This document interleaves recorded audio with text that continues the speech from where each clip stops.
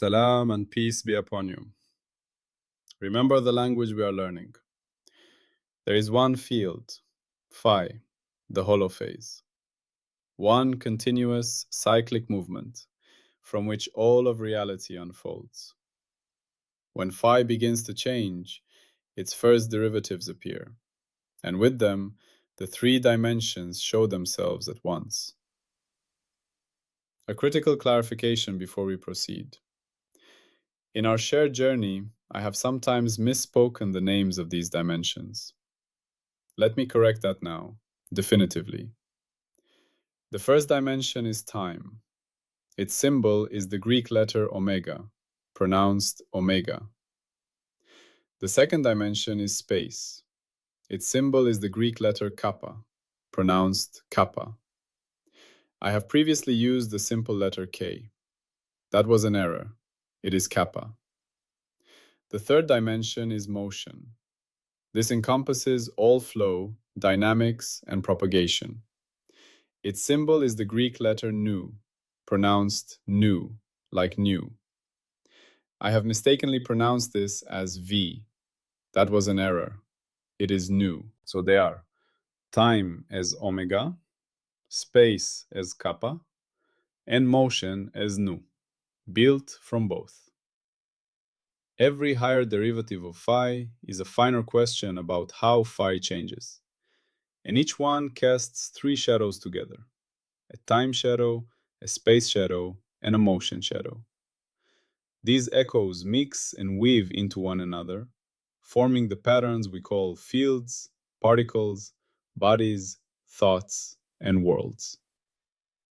In this picture, everything that exists is a living tapestry of phi, endlessly echoing through its derivatives and their dimensional shadows. Today, we confront the final, cleanest distinction. In this part 42, we enact the ultimate proactive defense. We define adversarial rule testing. This is the firewall mechanism where we intentionally design counterfeit rules, false grammars that mimic success, and attempt to make them pass our gates, using their failures to harden the gates themselves. The core revelation is strategic. A rule's strength is measured by its ability to survive contact with an intelligent attacker who knows the validation protocol.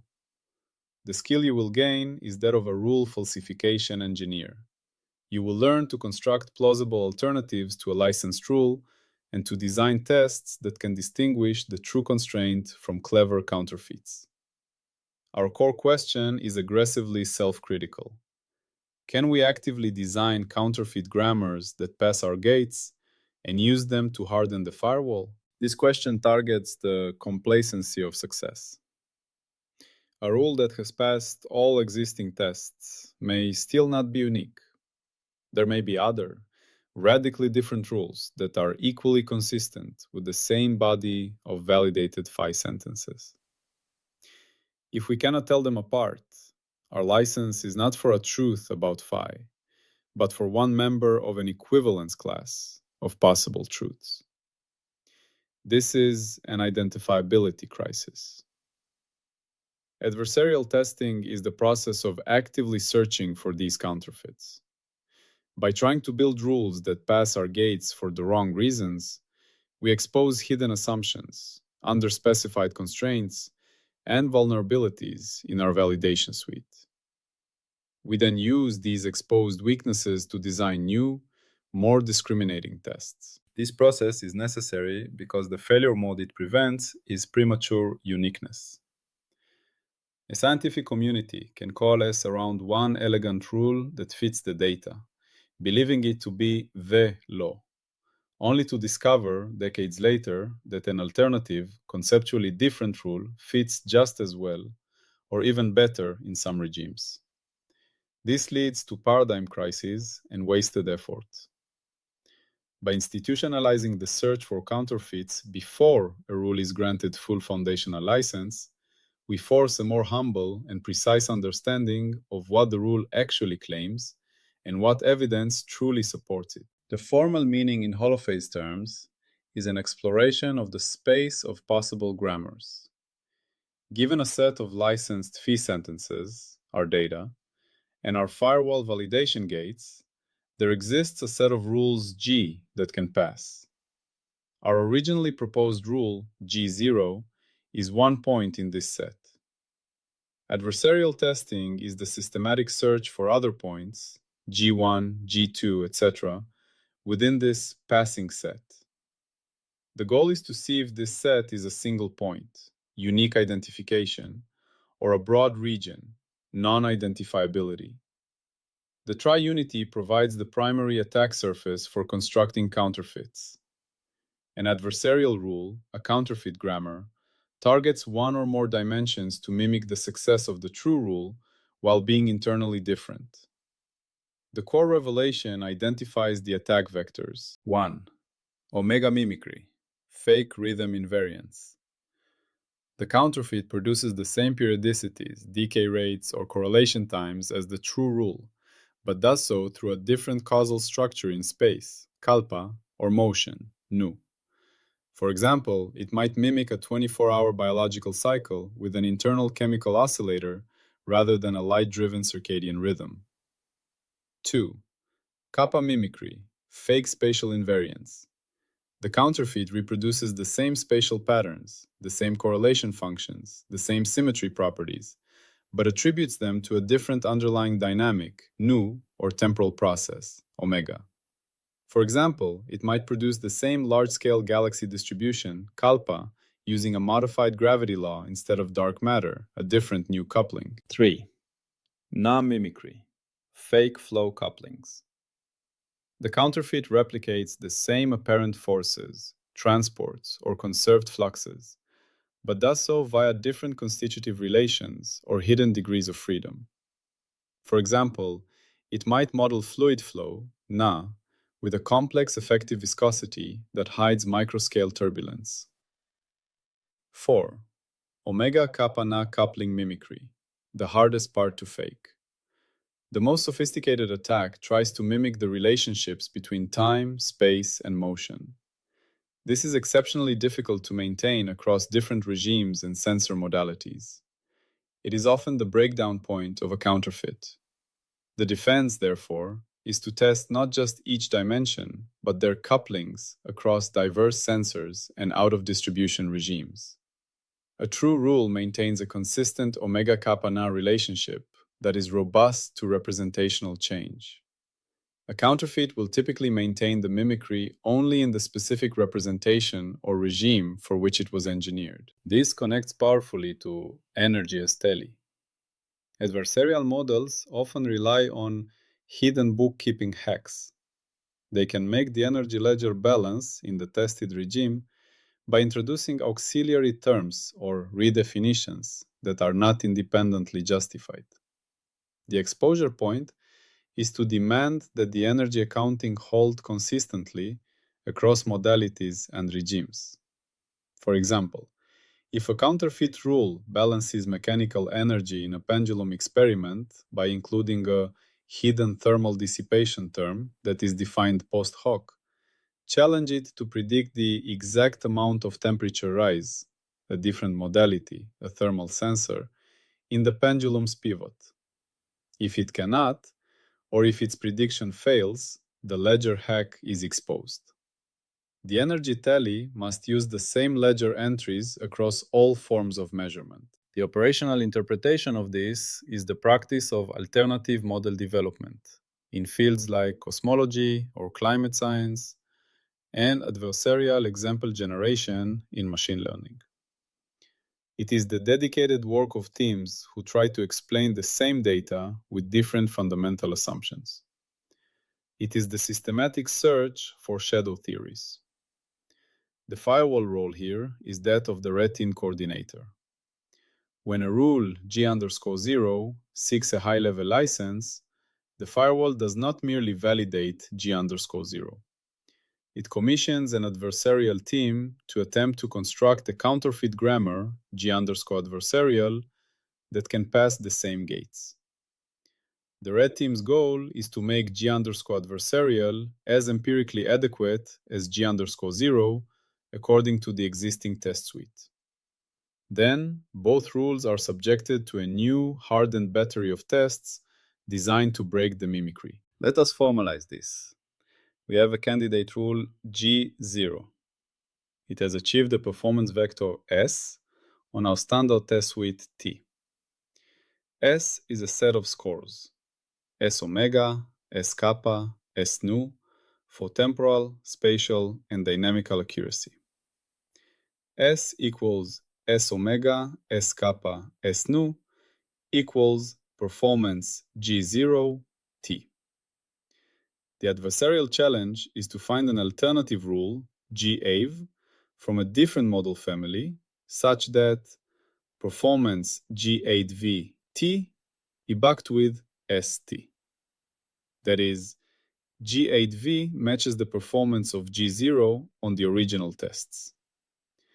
Once such a counterfeit is constructed, or the serious attempt proves it impossible, we design a discrimination test suite, T-discrim.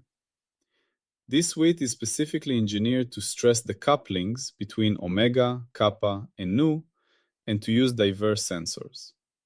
It asks questions the original suite did not.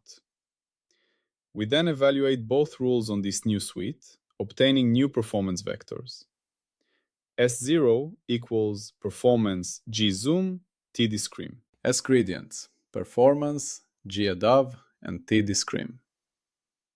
The logic of adversarial testing is now explicit. Prediction for a uniquely identified genuine rule. A genuine rule, representing a true constraint of phi, will resist adversarial alternatives when evaluated across diverse sensors and OOD regimes. Its performance will remain superior on the discrimination suite. That is, S0 will be significantly better than S-adav. The counterfeit will fail to maintain the mimicry under the more stringent coupling-focused tests. Falsification condition for claimed uniqueness. If an adversarial counterfeit matches the performance of the original rule equally well across the discrimination suite, if S0 is pulsed by SADV, then we have an identifiability crisis. The data and tests available cannot uniquely distinguish between G0 and GAV. Therefore, the rule G0 is not uniquely supported as the law. Its scope of claimed truth is broader than the evidence can justify. The license consequence is a retreat to a more honest, constrained claim. What is allowed? You are allowed to propose a rule as the best current candidate. You are allowed to have confidence in it. However, for a rule to claim a foundational, unique license, it must survive a formal adversarial testing process that actively seeks to construct empirically equivalent counterfeits and then fails to find them, or finds that they break under enhanced tests. What is forbidden? You may not claim your rule is uniquely true if you have not seriously engaged with alternative explanations that also fit the data. Dismiss adversarial counterfeits as contrived without showing how your rule performs better on discriminating tests. Oppose the development of alternative models designed to challenge your rule's uniqueness. What happens when the check fails? The license consequence is a publication of equivalence and a downgrade. Fail, publish equivalence class. Downgrade the rule, specify additional interventions required. The rule G0 is not licensed as the law of X. Instead, the firewall publishes an equivalence class license. It states, the following set of rules, G0, GAD, are empirically adequate for regimes A, B, C, given current data. G0 is the preferred candidate on grounds of simplicity or computational efficiency, but not unique truth. The rule certification is downgraded from unique foundation to member of empirical equivalence class. The license specifies what additional measurements or experiments, the additional interventions, are required to break the degeneracy and uniquely identify the true rule. Let us illustrate with a detailed example from the realm of complex infrastructure and geology. The engineering rules for predicting settlement in the lost soil plains of northern Afghanistan, crucial for building roads, canals, and foundations. Loess is a wind-deposited, fine-grained soil that is strong when dry, but undergoes severe collapse and settlement when wet. The standard engineering rule, G-collapse, used for decades, might be an empirical correlation. It states, total settlement, S, is proportional to the applied load P, the initial void ratio, E0, and the collapse coefficient lemma, that is a function of clay content and moisture increase. Formally, S equals P times F E0's lambda. This rule was developed from laboratory tests on samples, a specific kappa scale, under controlled wetting, a specific new process, measured over days, a specific omega scale. It passes validation tests on historical construction data. Now, an adversarial geotechnical engineer constructs a counterfeit rule, G.EDV.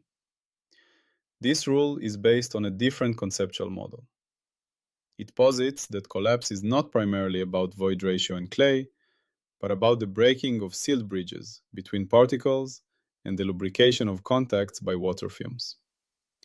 It uses different parameters: particle size distribution D50, a bridge strength index B, and a wetting front velocity VW. Its equation might look completely different. S equals B divided by VW times D50 dP. Through careful tuning, the adversarial engineer can adjust the parameters of GADV so that for the existing dataset of laboratory tests and past failures, it predicts settlement S just as accurately as G-collapse. Both rules pass the original test suite T. An identifiability crisis looms. Which model captures the true phi process of less collapse? The Firewall's adversarial testing protocol now designs a discrimination suite, T-discrim. This suite stresses the omega kappa nu couplings in ways the original tests did not. Omega nu coupling test. Instead of slow, uniform wetting, perform rapid, localized water injection, a different nu process, and measure the rate of settlement propagation, omega, across the sample. G-collapse, based on bulk moisture, may predict a slow, uniform settlement. G-advav, with its wetting front velocity, VW, may predict a faster, propagating collapse wave. Kappa nu coupling test. Use X-ray microtomography, a different kappa sensor, to observe the actual particle bridges and voids during wetting. G-advav explicitly predicts the breaking of specific bridge structures. G-collapse, dealing only with bulk void ratio, makes no such microstructural prediction. Cross-regime test. Apply the rules to a fundamentally different spatial scale, kalpa, and loading type, nu. Predict the settlement under a wide, shallow foundation, like a building, instead of a small, deep probe. The scaling laws implied by the two different models may diverge dramatically. When subjected to T-distrim, the counterfeit rule, G-add, may fail. Its tuned parameters, which worked for the lab tests, may not correctly predict the propagation rate or the microstructural changes. Its mimicry breaks. G-collapse may also fail, revealing its own limitations.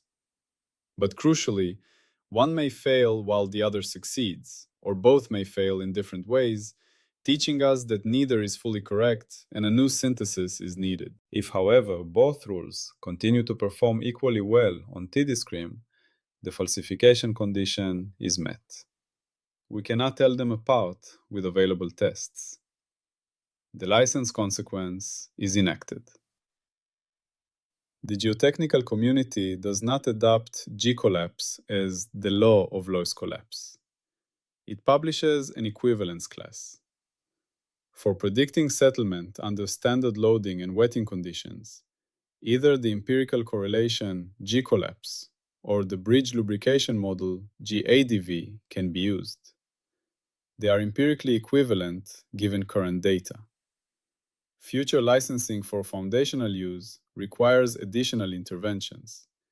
In situ measurement of wetting front velocity during construction, or mandatory micro-CT scanning of samples.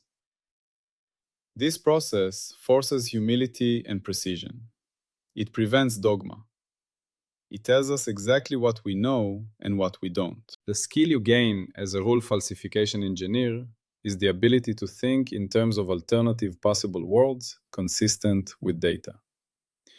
You learn to ask, 1. What is the minimal change to my rule's assumptions that could still fit the data? This probes the rule's core, necessary elements. 2. What completely different starting point could lead to the same predictions? This probes for non-uniqueness. 3. What experiment would kill my favorite rule but leave a viable alternative standing? This is the design of a crucial test. This skill is the highest form of epistemic discipline. It is the conscious, systematic application of doubt as a tool for strengthening knowledge. Let us reiterate the core axiom this process embodies. Rules do not become real by elegance, consensus, or tradition. They earn a license only by surviving falsification, variation, independence, and scope discipline. Adversarial testing is the ultimate enactment of this. It is not passive survival. It is active, sought-out assault. It is inviting the fiercest possible variation and demanding the rules survive. And the corresponding firewall action. When a rule fails, we do not believe harder. We tighten, downgrade, or retire its license.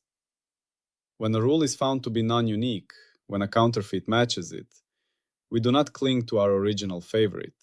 We downgrade its claim to uniqueness. We publish the equivalence class. We specify the interventions needed to move forward.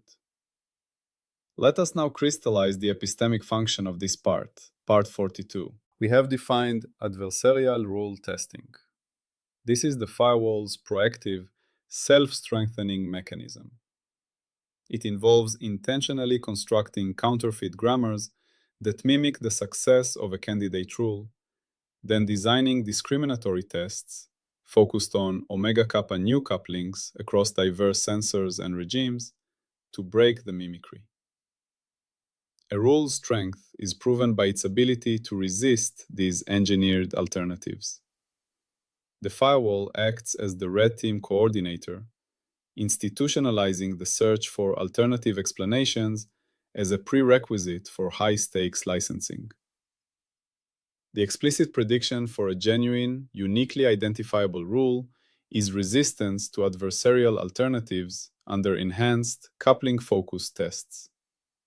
The explicit falsification condition is an identifiability crisis, the existence of an adversarial counterfeit that matches performance across the discrimination suite, proving non-uniqueness. The license consequence is publication of an equivalence class, a downgrade, and a mandate for specific new interventions to break the degeneracy.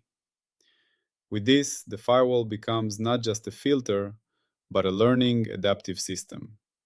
It uses its own failures, the successful counterfeits, to discover its own blind spots and to design better filters. It embraces the adversarial dynamic as the engine of epistemic refinement. Yet, this process reveals one final, subtle property. Even a rule that is unique and true can be brittle.